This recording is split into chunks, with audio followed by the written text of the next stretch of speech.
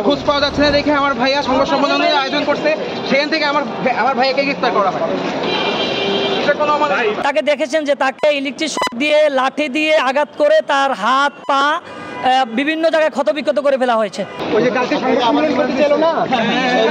আমি মাসরুর হাসানের পক্ষে তার লয়ার। আমি এই মাসরুর হাসানকে বিগত 24/7/2024 ইংরেজি তারিখে তার বাসার নিচ থেকে তাকে উঠিয়ে নেওয়া হয়। পরবর্তীতে 30/7/2024 ইংরেজি তারিখে তাকে কোর্টে প্রেরণ করেন 10 দিনের রিমান্ড চেয়ে। আমরা বিজ্ঞ আদালতকে বলেছি যে বিজ্ঞ আদালত ইতিপূর্বে এই এজেন্সি অলরেডি 6 দিন তাকে অবৈধভাবে আটকিয়ে রাখা হয়েছে এবং অবৈধভাবে রাখার কারণে তারা বাংলাদেশের সর্বোচ্চ কনস্টিটিউশনের 33(2) এবং ক্রিমিনাল প্রসিডিওর কোর্টের 61 ভায়োলেশন করেছেন। বিজ্ঞ আদালত আমাদের কথা শুনেছেন, আমাদের ভিকটিমের সাথে কথা বলেছেন এবং অপোজিট রাষ্ট্র প্রসিকিউশনের পক্ষেও কথা বলেছেন। পরবর্তীতে বিজ্ঞ আদালত সন্তুষ্ট হয়ে 2 দিনের রিমান্ড মঞ্জুর করেন। আজকে এই 30 তারিখে রিমান্ডে যাওয়া মাসরুর হোসেনকে ডিবি অফিস থেকে আজকে নিয়ে আসা হয়। আনার পরে বিজ্ঞ MM আদালত জনাব মামুনুর রশিদ, উনি কদমতলী থানার মামলা 28/7/2024, এই মামলায় ম্যাজিস্ট্রেট সাহেব ভিকটিমের বিষয়ে টোটাল বিষয় জেনে একটা প্রতিবেদন তৈরি করেছেন। আমরা তাকে দেখেছি এবং আপনারাও তাকে দেখেছেন যে তাকে ইলেকট্রিক শক দিয়ে লাঠি দিয়ে আঘাত করে তার হাত পা বিভিন্ন জায়গায় ক্ষতবিক্ষত করে ফেলা হয়েছে। ফুলা এবং বিভিন্ন জায়গায় তার ফুলা দেখেছি, বিভিন্ন জায়গায় গর্ত হয়ে গেছে সেটা দেখেছি এবং আমরা তার সাথে কথা বলেছি যে তাকে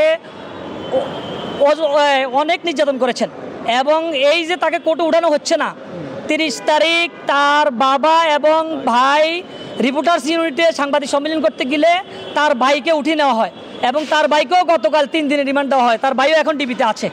আমরা ন্যায় বিচারের স্বার্থে এই বিষয়টুকুর জুডিশিয়াল তদন্ত চাচ্ছি, যেন এটা সুষ্ঠু তদন্ত হয় এবং এটা কারা নির্যাতন করেছেন এই নির্যাতনের বিচার হয়।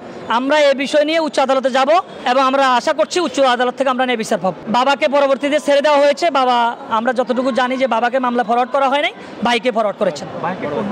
ভাইকে যাত্রাবাড়ি একটা মামলা নেওয়া হয়েছে, কত নম্বর মামলা আমি জানি না, আমি এটা করি না। শারীরিক অবস্থা খুবই খারাপ, কোর্ট দেখেই তাকে চিকিৎসার জন্য আদেশ দিয়েছেন।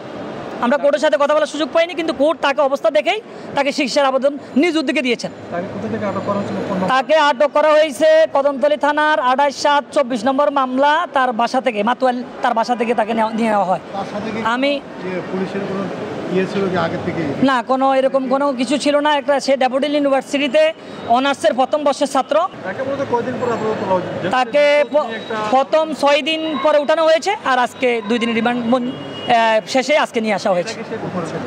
এর আগে ডিবি অফিসে ছিল, সে আমাদেরকে বলেছে ডিবি অফিসে ছিল 2 দিন, আবার ওয়ারিতে ছিল, ওয়ারি জুনে ছিল এবং যেদিন নিয়ে আসছে সেদিন লালবাগ জুনের ছিল। ডিবি করেছেন।